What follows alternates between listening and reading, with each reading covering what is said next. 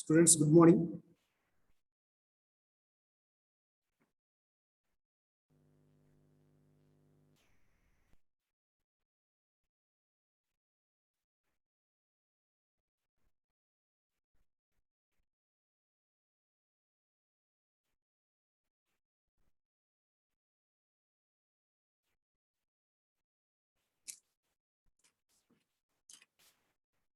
Very good morning, students. The continuation for the last topic, subsystem design and layout. Today, subsystem design process we will discuss. Yeah, subsystem design and layout. How to design a system by using subsystems. Okay, and what are the layouts of that? So, in this today we will discuss general arrangement of 4-bit arithmetic processor and regularity, design of AL subsystems. Okay, come to the design of ALU subsystem. As I told you in the last class, so in the mini computer, we have ALU. ALU is the subsystem of the mini computer.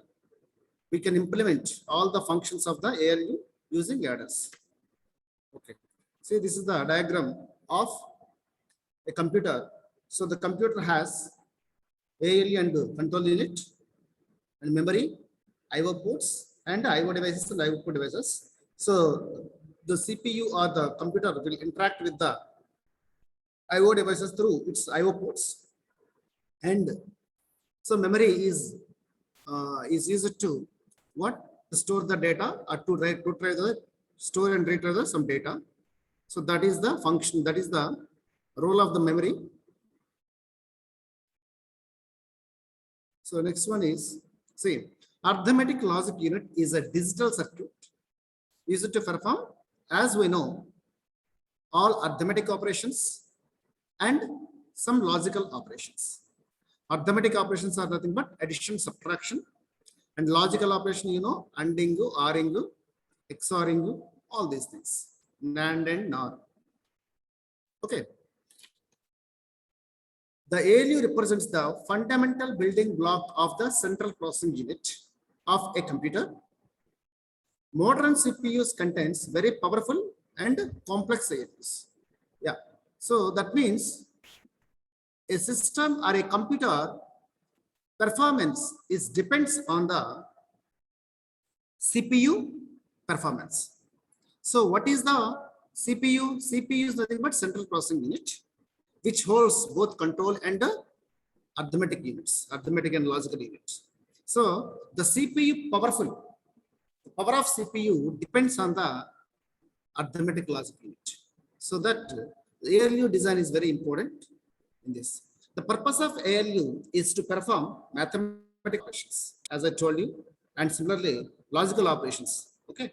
So a digital system contains several functional blocks, which are known as subsystems. So now we are talking about subsystem of the computer. So ALU is a subsystem. ALU can be implemented with many blocks. Okay. So hence the main subsystem of the ALU is the adder. For example, if you take the ALU, which contains functional blocks or subsystems such as adders, subtractors, multipliers, divisors, comparators, and shift registers. So these are the subsystems.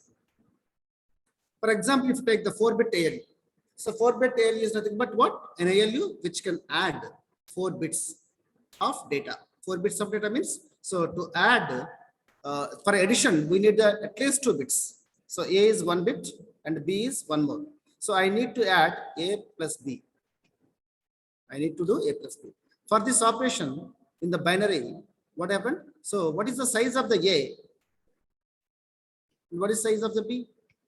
So here I am taking the A size is 4 bits and B size is 4 bits. I am going to add 2 4-bit numbers. 2 4-bit numbers. A and B, each is width of 4 bits. Yeah, if you take this one, if you take this black diagram, you can see for a 4-bit ALU, we need 4 1-bit ALUs. So this, I can say this is the one 1-bit ALU, this is another, this is another, this is another. Each fellow will do the what? Addition of the 2 bits. Addition of the 2 bits. So here is the input P in, and this is the A1 is one more input. So add these two ALU. So ALU means take this one. This can do whatever the 2 input bits. It can do the all arithmetic and logical operations. This block is the subsystem for this entire 4-bit ALU. So like we have a 4 subsystems. So design of one subsystem is enough. So because there is a repetition, the same thing you can use for the remaining 3 bits. Okay, so if you take the 4-bit ALU, it has 4 1-bit ALUs. Okay, the implementation or design of one 1-bit ALU is enough because so other are same as this one, so that it has a replication or reproduction same as, so that you can use the same design for the remaining 3 bits also. Now I will take as, yes, this is my general subsystem. So this is the one subsystem. Okay, so A and B are the inputs for this subsystem. Then outputs may be ANDing operation, add operation, AND operation, NOR operation, XOR operation. That means these are the logical operations and these are the arithmetic operations like this. It can do these things. So now my concentration is design of 4-bit ALU for the purpose of computer. Apart from, so in that part, so now my job is design of 1-bit ALU, because it is enough to do complete the design of 4-bit ALU. So that first take only implementation of or design and layout of one 1-bit, so ALU, one bit ALU. So I want to design this one. Yeah, I want to design this one. Only 1-bit ALU. Okay. So now go to the next slide. Yes. See, here is 1-bit ALU. Consider a simple ALU, 1-bit ALU that performs the 1-bit addition or 1-bit all operations, arithmetic and logical operations. Take this one, this picture. So this is the 2 bits. I want to do the operation on these 2 bits only. Okay. So there is a one full adder. So it can add these 2 bits, including the Cin. Then it will give the output, sum and carry. Similarly, there is a logical unit which can do the AND, NOR, XOR like that. And there is a multiplex, 4-to-1 multiplexer, which can show the operation of the there are multiple functions are there. So the operation can be selected by these M0, M1 select lines. Suppose M1, M0, 0, 0, then I think so F0 is the addition of these 2 bits.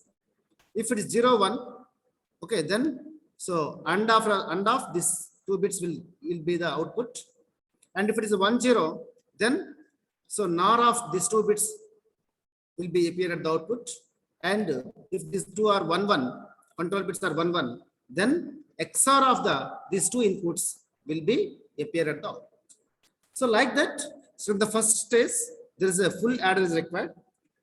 So logical unit is required and 4-into-1 mux is required. Already in the last class, how to design the 4-into-1 mux already we studied. 4-into-1 mux, NMOS design, PMOS design, CMOS design, pass transistor logic, and transmission gate logic. Or we covered in the last class. So that I don't want to discuss about this 4-into-1 mux here. Today, as a part of this ALU design or computer design. Okay, so I'm going to discuss about the full ladder because it's already over. You can use it from there. So now, yeah. See, and does 3 logical operations and NOR, XOR. You can improve, you can increase this logical operations, no problem. The multiplexer selects only one operation at a time. Yes. See, these are the multiplexer inputs. So that means select lines. Select lines. 0, 0 means AND operation. 0, 1 means AND. Okay. So 0, 0 means addition operation, AND operation, NOR operation, XOR operation. XOR operation. So these are the what? Multiplexer rules. So already in the last class, which we discussed multiplexer designs. Multiplexer design. So that forget about this multiplexer design. So you can remember or you can study from there. So now we are directly going to the full ladder design because in this block diagram 1-bit ALU, here is a full ladder is one of the subsystem. So that I want to go for the full ladder design. Okay, so that this is the 1-bit full ladder. So it has 3 inputs A, B, and C in, and it results sum and carry. C out. We know the logical expression for the sum is nothing but the exclusive OR of all the inputs, all the 3 inputs, and this is C out. Carry out, output carry is equal to, so AB plus, so A exclusive OR with B is multiplied with the C in, of course, ANDing with the C in input carry. So now this is the full adder implementation using off adders, 2 off adders. This is the first off adder, this is the second off adder, 1 OR gate. So with this you can implement your 1-bit full adder. Or so what is the inside of the off adder? Inside of off adder, each off adder is there is an exclusive OR gate and the AND gate. For this second off adder, there is a second exclusive OR gate, second AND gate, then there is final ORing is there. So this is the 1-bit full adder block diagram. Similarly, and using of off adders, using of gates. Okay, structural modeling and gate level modeling. So this is the 1-bit full adder. Here our job is implement this half adder, 1-bit full adder. So using any technology, What are the technologies? NMOS technology, PMOS technology, CMOS, what is it? Pass transistor technology, and one more is transmission gate technology. You can choose anyone. You can choose any technology, whatever you interested. So anyhow, so this is the sum and carry equations. Please remember the carry equation may be like this or like this. No problem. Here is the AB first multiplied by this term, and here is these 2 are multiplied. So A plus A x plus B and C in are multiplied. So otherwise, if you expand this, then you will get the AB plus B into Cn plus A into Cn. That's so any one of the formula you can remember. So logic expression for the count, C out. Yeah. So now this full adder can also do the logical operations. As I told you, in this block diagram, if you check, there is so many subsystems. One is the multiplexer, one more is the full adder, one more is the logic unit. So the logical unit can do the number of logical operations. Instead of this logical unit, you can use the full adder to implement these logics that I am going to discuss with you now. See, here is these 2, you know about the sum and carry expressions. Take this. So forget about this carry expression. Okay. Then take this sum expression and substitute C in value 0. Whenever C in is 0, then the output of the sum is exclusive OR of the output of the function is full adder is output of the 1-bit full adder is what? So A exclusive OR of B. This is nothing but the XOR. This is the function. This is the function which is the equivalent to the XOR operation of logical gate, which is equivalent to the XOR operation. So that with the full adder, you can get the what? So XOR operation also. XOR operations. Second one is XNOR operation. XNOR operation. For the same sum and carry expression, consider, forget about the carry expression, take the sum expression. For the sum, substitute input carry value as 1, then you will get the what? A exclusive OR with B, exclusive NOR with B, so that your full adder can produce the XNOR operation also. XNOR operation also. Like this, the adder not only doing the addition function, okay, it also doing what? Logical operations. So that in this circuit, I can replace this with the full adder. I think I can do the same thing. I can get the same thing. So that I can replace this with the full adder. Okay. So otherwise, here, whatever the output is, you can say, so whenever Cin is equal to 0, you will get, what is that one? This output is nothing but XNOR. If it is a 1, XOR, 0 means XOR of these 2 bits. If it is a 1, XNOR of these 2 bits, so you will get, I think the circuit complexity is reducing. Because already I need a full adder. The same full adder is doing not only addition job, but also it can doing the logical operations, so that I can change. Yeah, this is so. And third one, take this same sum and carry expressions. Forget about the sum expression. Take the carry expression. So substitute the Cin value 0. Then whatever the output value you got at the Cout is the AND operation, ANDing of the 2 inputs. Similarly, if you substitute Cin is equal to 1, then at the sum, forget about this, and carry out, you'll get the OR operation. So as I'm telling you with you, okay, so I'm telling with you, so this is the 1-bit full adder. These are the bits A and B, okay, and the output may be XOR, XNOR, OR, and then addition. Like that, you will get the what? So many arithmetic and logical operations. For this control signal is Cin. Okay.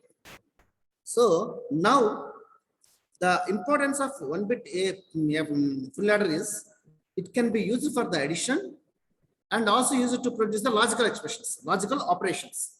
So these are the functions of the ALU. So you can get from the adders. Okay. So this is the 4-bit adder. 4-bit adder, because if it is a 4-bit ALU, 4-bit ALU means we need 4-bit adders. 4-bit adders. So already the 4-bit adder is, this is the diagram. This is first adder, second adder, third adder, fourth adder. So each is nothing but 1-bit full adder. This is the subsystem. Already you know how to design this fellow. Already we studied now how to design the full adder. Okay, once the full adder is ready, 1-bit full adder is ready, then remaining 3 full adders is simply the same thing you can copy. Okay, so the what is that one? So like that, the addition can be performed. This is subtraction, 4-bit subtractor.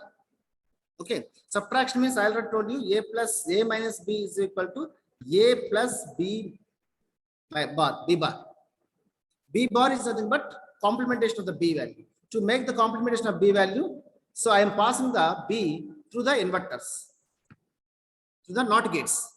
Then I will get this is the B naught, means this is the B naught bar. So B1 bar, so B2 bar, and B3 bar. So like that. Then Cin, so the same thing. Once the B bits are passed through the inverters, the remaining job is as usual as the additional adder. Okay, so that is the 4-bit adder and 4-bit subtractor. So these are the 2 things which we can find in the ALU. So now come to all these are the examples of combinational circuits. All these are examples of the combinational circuits. So combinational logic circuits. Okay. So now I am moving towards the sequential circuits. sequential or clocked circuits. Structured design, top-down design of clocked sequential circuits. Top-down means system to subsystems and leaf cells. Okay. See, this is the two-phase clock. Here we are going to discuss two things. One is the two-phase clock generator using the DB plugs, and one more is 4-bit dynamic shift resistor. We are going to discuss one is the two-phase clock generator using DB plugs. Second one is 4-bit dynamic shift resistor. Okay, so these two are the examples of clocked sequence circuits. Yeah. So first take the two-phase clocking.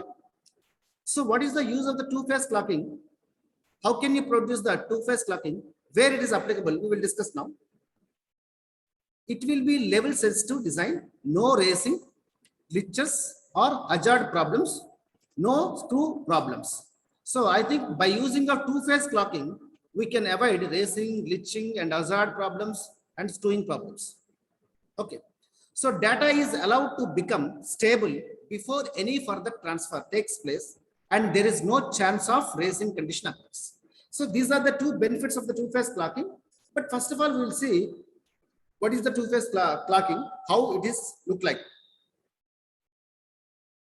See, this is the one of the way to generate the two-phase clocking. Two-phase clocking. First, I will tell you what is the use of the two-phase clocking. Okay. So then we'll go. Yeah. So take this. This is the one phase. This is the another phase. This is the one phase. This is the one another phase of clock. This is the clock circuit. So from this, we can generate the two phases, phase 1 and phase 2. Okay. This clock is the same clock is passing through the two inverters, cascaded of two inverters, and the output of the second inverter is called the CD. That means clock delay signal. This is the clock signal. This is the clock delay signal.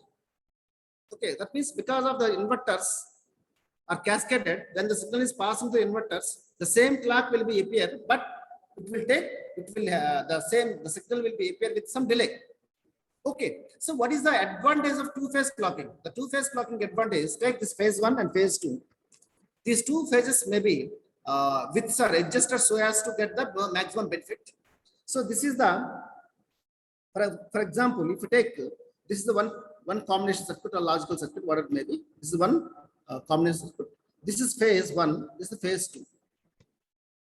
Phase 1, phase 2. So, and data input is given like this. Suppose, what is the exact use of the two phases means? Suppose any phase is failed to hold the data or to get the stable data output. Okay, then the second phase will help you that to produce the stable data output at the output. The meaning of this one I am going to explain once again. Suppose take this one. This is the clock. First phase of the clock is varying like this. This is second phase of the clock is like this. So suppose any data is coming here at the input. Suppose this is the circuit, this is the logic circuit.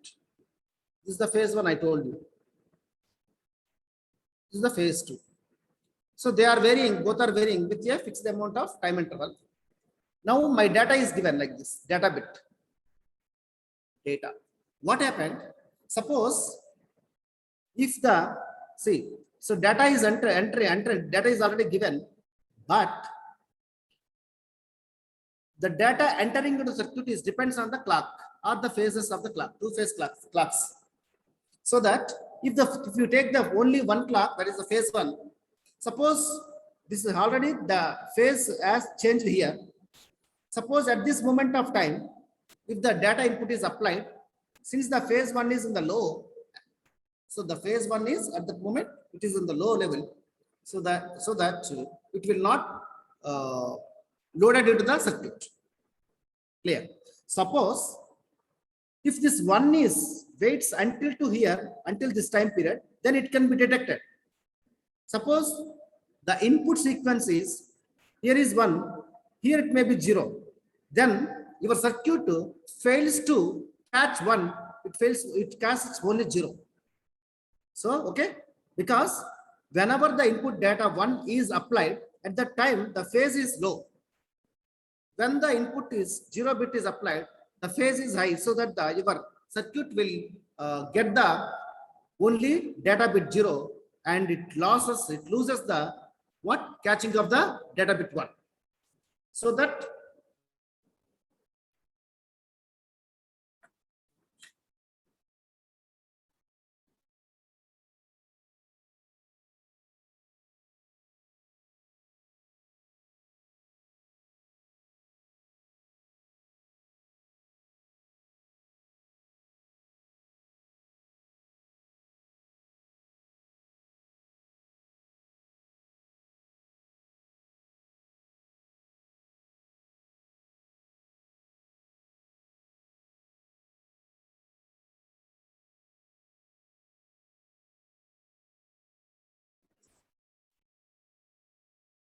so as I'm telling you, I think you understand the problem of using of single phase clock. If you use the single phase clock, so there is a chance of missing the data bits to load it into circuit. To avoid that, we are generally going for the multiple phase clocking system. Multiple phase clocking system is nothing but using the multiple phases, we avoid the losing of the data bits loading into the circuit. So here, one more thing. So suppose, for example, as I told you, so beginning. Yeah, no. Suppose since here is the phase 1 is failed to load the data, but at the same time phase 2 is high. Okay, so that the phase 2 holds this data and loaded into the circuit. So like that, these two phases clock should be synchronized in such a way. Synchronized means, don't say that means it should be high and low. No. It should be synchronized means what? These two phases should be what combinedly holds the data. Suppose phase 1 phase 2 will catch. If phase 2 fail, phase 1 will catch. So like that, the data bits are catching and loaded into the circuit, logic circuit. So that we can do with the phases. So that my request is here is the two-phase clocking advantage is you can avoid the racing problem. What is the racing problem? Continuous changing of 1 and 0, or you are missing the catching of the changes at the output. So that can be completely avoided. So that is the advantage of the two-phase clocking. So here I'm going to tell you the two-phase clocks are generated in two methods. The two-phase clocks, here is first one is two-phase clock generator. How can you generate the two-phase clock? Two-phase clock advantage is what I told you. So the first thing is no racing problem, no glitching problem, no hazard problem, and no skewing problem. Skewing means what? The skipping of the bits, okay, or losing of the bits. So that is one of the advantages. Another advantage is the data is allowed to become stable for any further transfer takes place. Suppose one data is supplied to the logic circuit, so that must be loaded into the loaded or transferred in accordance with the clock. Okay, so another data will be waiting, so that there is no chances of racing condition. So that you can get the clarity of the data transfer bits. So first data byte and second data like that. There is no interference. So that is the advantage. Now my question is how to generate the two-phase clocking. So there is a two-phase clock can be generated in two ways. First one is using DP pluffs. Another one is using this circuit. So any one you can use. First, we'll go with this first circuit with the DP pluffs. This is the clock. This is the clock. Okay, supplied to the DP pluff. Okay, so this is the D. This is the clock is supplied. Output is nothing but the output of the first DP pluff, second DP pluff, third DP pluff. Okay, suppose clock is high here, and D maybe I don't know D about this one, so I don't know D bit. Maybe don't care. Then output maybe suppose if D is 1 will get. 0, 0 will get with the positive edge of the clock, or left high, what is that one? Active high level of the clock. So then Q is 1. Suppose it is 1. So at that time Q naught bar is 0. Yes. 1 means this output is 0. This output is 1. Okay. So, and otherwise you can say one thing. So this is the delay path. This is another delay path. Whatever the clock is coming here. So this here is reverse. So you will get the one clock like this. Another one is like this. Like this. This is the phase 1. This is the phase 2. The same thing here. The clock is supplied, and this bit is supplied here, and then output is given. This is the anyhow simple sequential circuit which can generate the what? Two-phase clock. Two-phase clock. So the advantage of two-phase clock is what? So you can avoid the unstable racing problem at the output. See, here is number of techniques are used to generate the two-phase clocking. First method is, so with that dB plus, here is the figure, and it will be seen that the output frequency is 1/4 of that of the input frequency. So suppose the output of frequency of the, this is the F anukunte, this of F is equal to, so F by 4, F dash is equal to F by 4. That is the frequency. So second one is second method. Second method.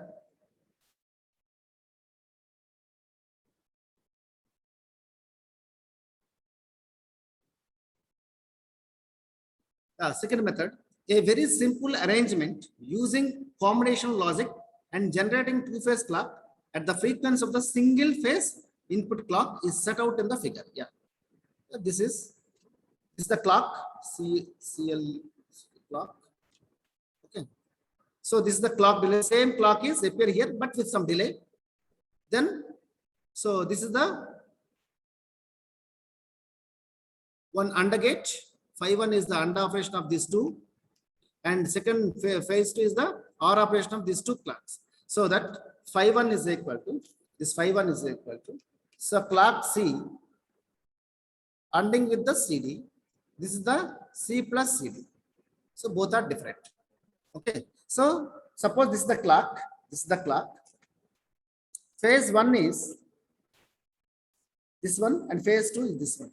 This is the clock duration or time period. Clock duration or clock time period. Time period. So then phi 1 and phi 2 are generated like this. See, these two are complement to each other. The clocks are complement to each other. So here is low, this is high, here is high, low, like that. This is going on. There is a difference because of, so one is phi 1 is the ANDing of the clock and clock delay, and phi 2 is the ORing of this clock and clock delay. So this is the what I told you. The clock, two-phase clock can be generated either using of this circuit or using of dB plus. Yeah, the input clock signal C is used to provide a delay version of itself, CD. So this is the C and this is the CD. Okay. So by passing it through an even number of inverters, the delay thus produced determines the underlap period of the two-phase clock. Okay. So underlap period means, so this is these two clocks, these are the two phases. These two are not overlapping each other. These two are not overlapped, non-overlapped phases. Non-overlapped phases.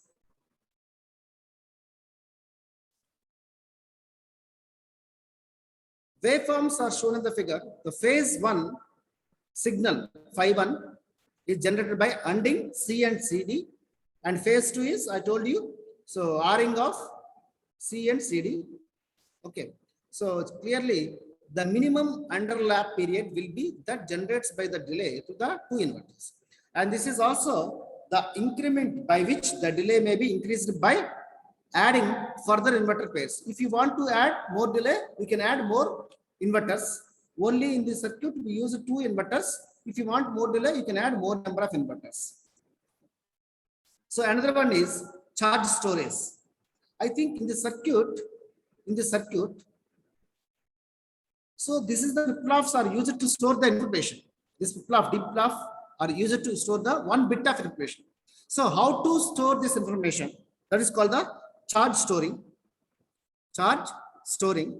Here is a picture. This is the simple circuit used for the simple storage charge model. There is a capacitor as well as a diode.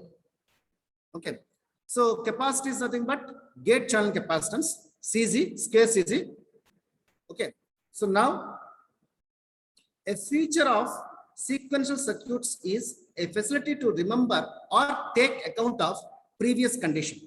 Of course, what is the difference between the large combination and sequential means combination. So always the outputs are depends on the present states, but in the sequential, the output signals, the next state depends on the current and what? So previous states. So that to store the previous value, to store the or to remember the previous values, we must have a what? A charge storage circuit. So an area of application of such facility is in the memory element, registers, finite state machines, etc. So all these are memories, registers, FSMs, all are the what? Sequential circuits. So in the sequential circuit, the memory element is must. Memory element is nothing but charge storage element. Charge storage element. So okay, now this how can you show this model? Very simple. If you take a MOS transistor is nothing but what? So there is a whenever you are going for the integration of the MOS transistor, then what happened? So the MOS transistor can behave as a capacitor because the silicon dioxide is separated with the gate and substrate. Okay, the silicon dioxide insulating layer will or dielectric layer will separate the gate polysilicon and the substrate material, so that this structure, this approach behaves as a capacitor. Okay, that is the what capacitor? Gate to channel capacitance. So it's always measured in the square CC.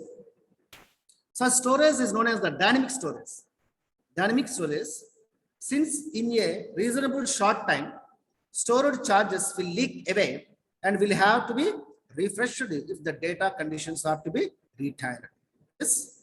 So in this model, the capacitor is going to be charged and discharged. Suppose when this diode is forward biased, it's plus and minus. Okay. So the current is flowing like this. At that time, the capacitor is going to be charged. Okay, with plus and minus. So once the capacitor is fully charged, okay, if the diode is reverse biased, what happened? Whatever the amount of the charge across the capacitor is going to be discharging like this. Is going to be discharged. So that's why I'm telling you here. Since the MOS technology can be modeled as a standard capacitor in such a way that there is a what? Yes, so a polysilicon and substrate, both electrodes are separated with the silicon dioxide. Whenever the silicon dioxide is dielectric material separates these two, this can be treated as this can be modeled as a capacitor. So then, whatever the charge storage elements we are using in the memories or resistors or in FSMs. So if this type of capacitors, if you take, this is called the dynamic capacitors. Dynamic charge storage capacitors. Dynamic. What do you mean by dynamic? Dynamic means the whatever the charge in the storage element will not be retained for a long period of time.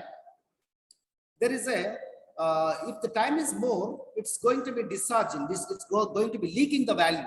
So that is the problem. So that dynamic charge storage elements or dynamic storage elements require so periodic refreshment.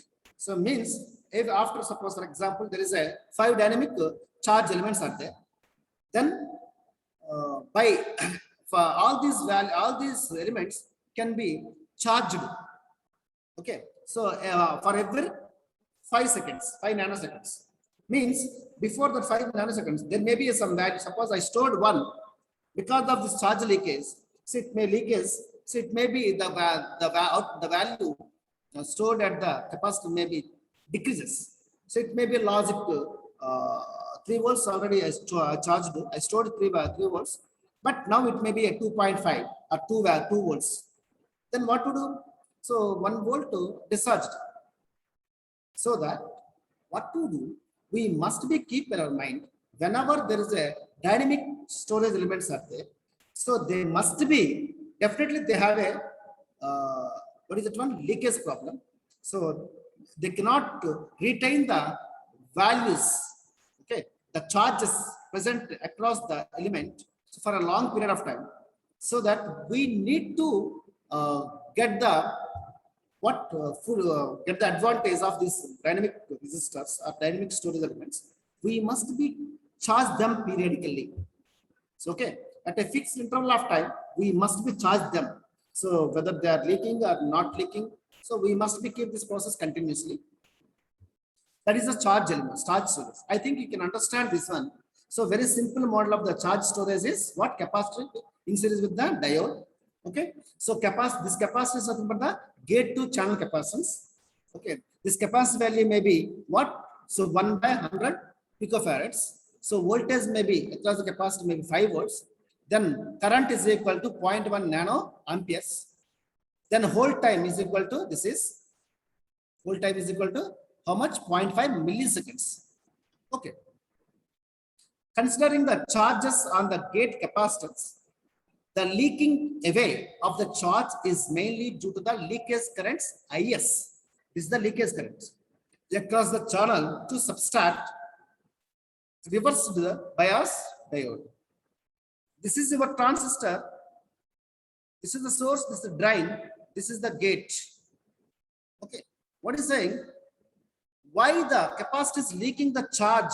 Suppose if I stored up 3 volts, why after some time, why it is 2.5 volts?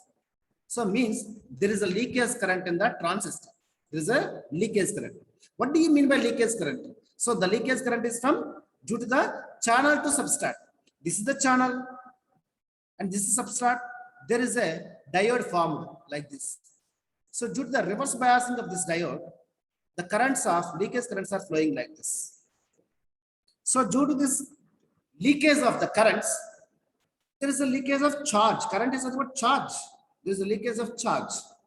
So that in the dynamic storage elements, we must to refresh the charges for a fixed interval of time. Yes. Now, at room temperature, suppose if you take the 5 micrometer technology, room temperature is 27 degrees centigrade. So the current is 0.1 nanoamperes. The approximate hold time can be obtained from the simple circuit model. This is circuit model to find the hold time. Hold time is how much time the charge across the capacitor can be retained. Is consider 1 square cc. Initially, it's a 5 volt charged. The simple model increase the charging time up to 0.25. So this is the 0.5 milliseconds. Then the simple model indicates storage time up to 0.25 milliseconds to discharge the VDD to the V inverse. VDD means upper level. V inverse means to change the value, logic value from 1 to 0, 0 to 1.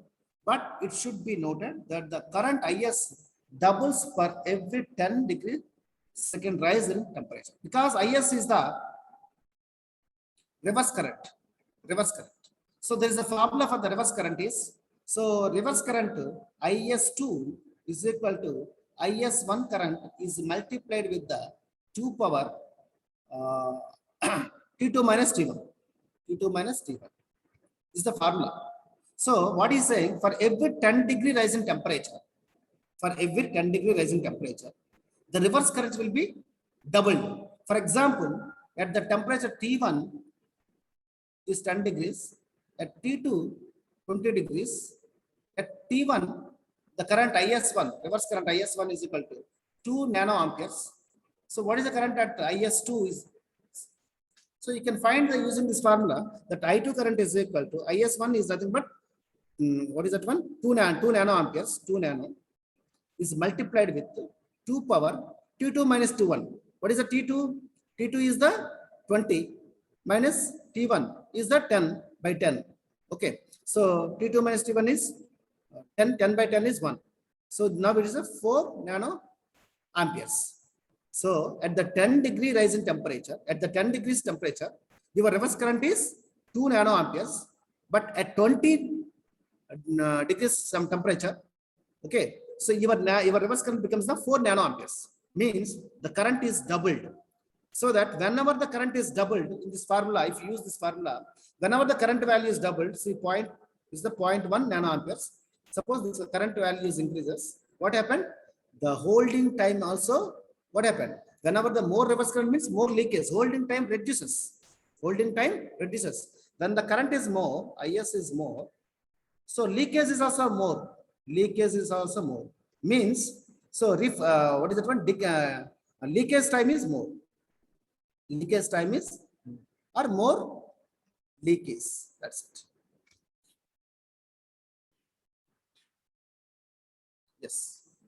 Yeah, this is the charge storage. And next one is dynamic shift resistor shift element. Dynamic shift resistor element. What is the dynamic shift resistor element? Yes, shift resistor. You know the shift resistor to shift the input bit stream to the left or right. To the left or right. That is called the shift resistor. So here is myself is I'm talking about dynamic shift resistor. Dynamic means you know. So that means there is a charge storage elements there. Dynamic charge storage elements are there. You want to keep to store the values, but the problem of dynamic charge elements is what? There must be required a periodic refreshment.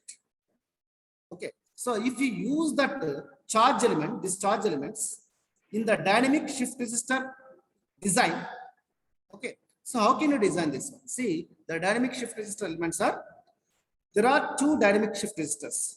Dynamic shift resistor, two types. One is the static shift resistor, two types, sorry. One is that static, one is the dynamic shift resistors.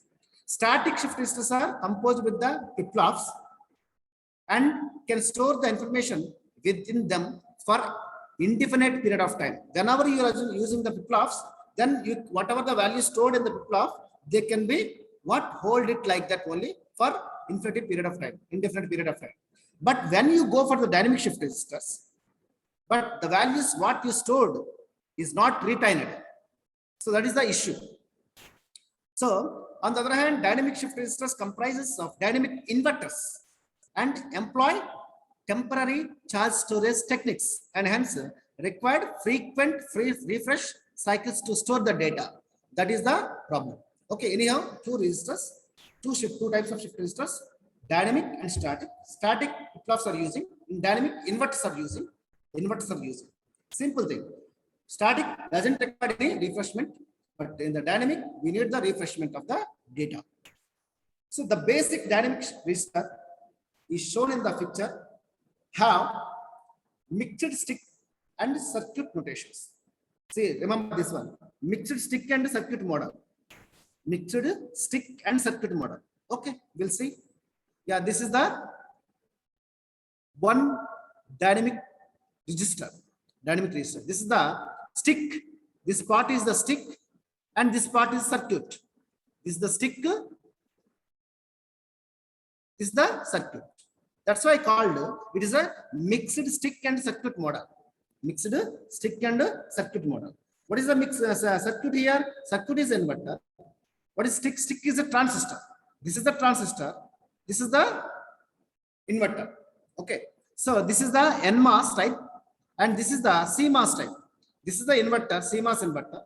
And this is the what? CMOS transistors. CMOS transistors. Okay. Yeah.